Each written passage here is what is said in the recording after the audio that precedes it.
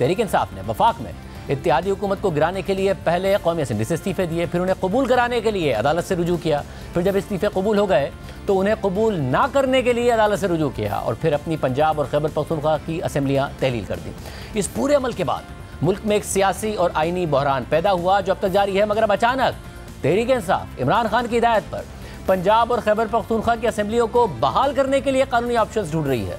पहले कल तहरीक इंसाफ के सदर परवेज इलाही से जब सवाल हुआ कि क्या असेंबलियां तहलील करने का फैसला दुरुस्त था, तो उन्होंने जवाब दिया कि पंजाब और खैबर पख्तूनख्वा असेंबली के स्पीकर ने इमरान खान से पूछकर असेंबलियां बहाल करने की दरख्वास्त की।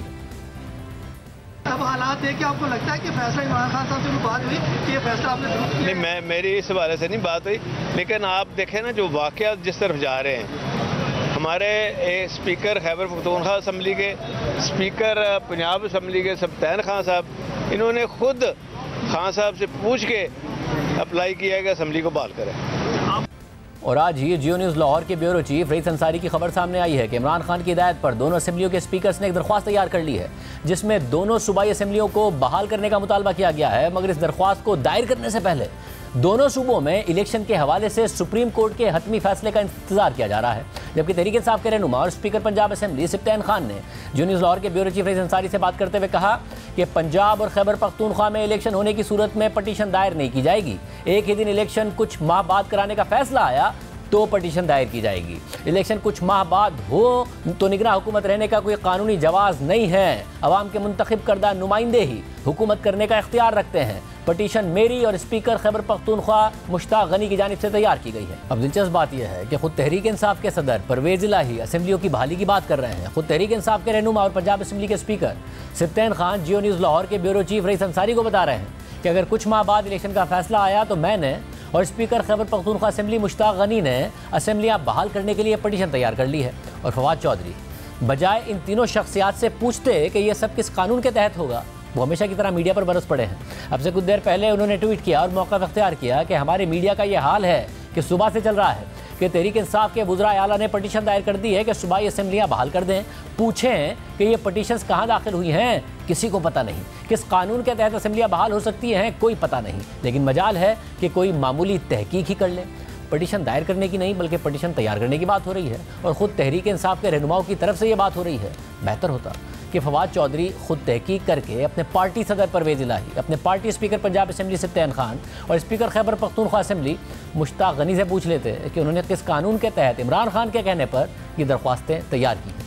यानी तहरीक इंसाफ अब इंतजार कर रही है कि अगर मुज़ाकरात के जरिए बात ना बनी और कुछ माह बाद दोनों सूबाई असेंबलियों के इंतखाबात कौमी असेंबली के साथ कराए जाने का फैसला किया गया तो तहरीक इंसाफ अदालत से दोनों सूबाई असेंबलियों को बहाल करने का मुतालबा करेगी। यानी वो हुकूमतें जो खुद गिरा दी थी उन्हें वापस बहाल करने का मुतालबा करेगी। और तहरीक इंसाफ इस वक्त अदालती फैसले का इंतजार कर रही है और अदालत 90 दिन में इलेक्शन को ज़रूरी करार देकर 14 मई को इलेक्शन कराने का फैसला दे चुकी है। यानी खुद अदालत 90 दिन की डेडलाइन से आगे बढ़कर 115 दिन के अंदर इलेक्शन कराने का कह चुकी है। और इसमें अब मजीद इल्तवा भी हो सकता है क्योंकि अदालत ने ही मुज़ाकरात का दरवाज़ा भी खोल दिया है। जबकि तहरीक इंसाफ जो 90 दिन के अंदर दोनों सूबाई असेंबलियों में इलेक्शन कराने पर जोर देती रही है, अब उसका मौक़िफ़ है कि अगर 115 दिन के अंदर भी इलेक्शन नहीं होते और मामला सितंबर अक्टूबर तक चला जाता है तो दोनों असेंबलियों में उनकी हुकूमतें बहाल की जाएँ। और इस पूरे अमल से इस तासुर को मज़ीद तक़वियत मिल रही है कि इमरान खान ने अपने सियासी मफादात के लिए और ख़ुद वज़ीर आज़म बनने के लिए मुल्क की 2 सूबाई असेंबलियों को तहलील किया और अब यू टर्न लेने के इक़दाम किए जा रहे हैं और उसके लिए भी एक बार फिर अदालत से रुजू किया जा रहा है। और ये सवाल सुप्रीम कोर्ट के मोअज़्ज़िज़ जजेस भी उठाते रहे हैं। इस हवाले से 7 अप्रैल को जस्टिस अतर मिनल्ला ने सुप्रीम कोर्ट की तरफ से इलेक्शन की तारीख का तयन करने से मुताल्लिक अज़ खुद नोटिस लेने पर तफसीली नोट लिखा और तहरीक इंसाफ के कंडक्ट पर सवाल भी उठाए। नोट के मुताबिक पहले अदालत को मजबूर किया गया कि वह स्पीकर को मजबूर करें कि कौमी असेंबली से दिए गए इस्तीफे कबूल किए जाएं और जब इस्तीफे कबूल कर लिए गए तो फिर अदालतों से रुजू किया गया कि इस्तीफे कबूल करने के फैसले को मुस्तरद किया जाए। सियासी स्टेक होल्डर्स की तरफ से सूबाई असेंबलियों को एक सियासी हिकमत अमली के तहत तहलील करना सवालात उठाता है। क्या ऐसा कंडक्ट आईनी जमहूरियत की स्कीम के मुताबिक है? क्या ये अपने आप में आइन की खिलाफ वर्जी नहीं है? क्या अदालत को अपना फोरम सियासी हिकमत अमलियों को आगे बढ़ाने के लिए इस्तेमाल होने देना चाहिए या ऐसे कंडक्ट की हौसला अफजाई करते हुए नजर आना चाहिए? क्या अदालत को सियासी स्टेक होल्डर्स की तरफ से फोरम शॉपिंग का नोटिस नहीं लेना चाहिए, जहां एक ही वक्त में हाई कोर्ट्स और इस अदालत के दायरा कार को लागू किया गया? इस अदालत को ऐसा नहीं दिखना चाहिए कि वो सियासी स्टेक होल्डर्स की सियासी हिकमत अमलियों को आगे बढ़ा रही है, और ये अदालत ऐसा कर भी नहीं सकती है। इसके अलावा 23 फरवरी को पंजाब और खैबर पख्तूनख्वा में इंतखाबात की तारीख से मुताल्लिक अस्कुद नोटिस की इब्तिदाई समात में जस्टिस अतर मिनल्लाह ने रिमार्क्स दिए थे कि हम इस केस में आईनी शिक पर बात कर रहे हैं। पहला सवाल ये होगा कि असेंबली आइन के तहत तहलील हुई या नहीं। दूसरा सवाल यह है कि असेंबली की तहलील को भी 184(3) में देखना चाहिए। देखेंगे कि क्या असेंबलियों की तहलील आईनी तौर पर दुरुस्त है। ये एक अहम इशू है। इसका मकसद शफाफियत और अदालतों पर एतमाद की बात है। जस्टिस मंसूर अली शाह ने रिमार्क्स में सवाल उठाए कि क्या असेंबलियां किसी के डिक्टेशन पर ख़त्म हो सकती हैं? जब असेंबली के नुमाइंदे 5 साल के लिए मुंतखब होते हैं तो किसी शख्स की हिदायत पर असेंबली तहलील कैसे हो सकती है? ये भी देखेंगे कि क्या असेंबलियों की बहाली से यह मामला हल हो सकता है। इसके बाद चीफ जस्टिस ने जस्टिस अतर मिनल्लाह को यकीन दहानी कराई कि उनके नकात को अदालती ऑर्डर में शामिल किया जाएगा, मगर हैरानकुन तौर पर चीफ जस्टिस ने खुली अदालत में ये कहने के बावजूद ऐसा नहीं किया। इसका जिक्र बाद में 27 फरवरी को जस्टिस अतर मिनल्लाह ने अपने नोट में भी किया। उन्होंने लिखा कि 23 फरवरी का ऑर्डर अदालती समात और अदालत में ऐलान किए गए ऑर्डर से मुताबिकत नहीं रखता। हमारे सामने जो सवालात उठाए गए हैं उन्हें अलहदा नहीं देखा जा सकता। पंजाब और खैबर पख्तूनख्वा की असेंबलियों की तहलील के हवाले से आईनी और कानूनी हैसियत को नजरअंदाज नहीं किया जा सकता कि क्या वो आइन में दर्ज अपनी मुद्दत से पहले आईनी जमहूरियत के तकाजों की खिलाफ वर्जी करते हुए तहलील की गई थी।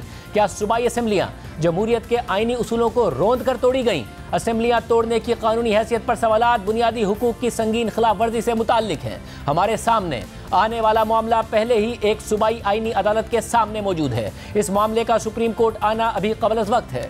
समात के दौरान मैंने राय दी थी कि हमारे सामने जो मामला है इससे पहले मुतालिका सूबाई असेंबलियों की तहलील के कानूनी पहलुओं का भी जायजा लिया जाना चाहिए। चीफ जस्टिस जो बेंच की सरबराही कर रहे थे उन्होंने इन सवालात पर भी गौर करने की हामी भरी थी। मेरे सवालात पर बेंच के किसी रुकन ने एतराज भी नहीं किया था। इसीलिए खुली अदालत में ऑर्डर डिक्टेट करते हुए मेरे सवालात को शामिल करके हुक्मनामा लिखवाया गया। चीफ जस्टिस का ओपन कोर्ट में दिया गया ऑर्डर तहरीरी हुक्मनामे से मुताबिकत नहीं रखता। मुझे जो सवालात लिखने को कहा गया वो ये थे कि क्या सूबाई असेंबली तोड़ने की एडवाइस देना वजीर आला का हतमी इख्तियार है, जिसको इस्तेमाल करते हुए आईनी वजूहात को देखना जरूरी नहीं? क्या वजीर आला अपनी आज़ादाना राय पर यह एडवाइस दे सकता है, या वो ये एडवाइस किसी और शख्स की हिदायत के ऊपर भी दे सकता है? अगर वजीर आला की एडवाइस किसी भी वजह से आईनी तौर पर गलत साबित हो जाए तो क्या इस सूरत में सूबाई असेंबली दोबारा बहाल हो सकती है?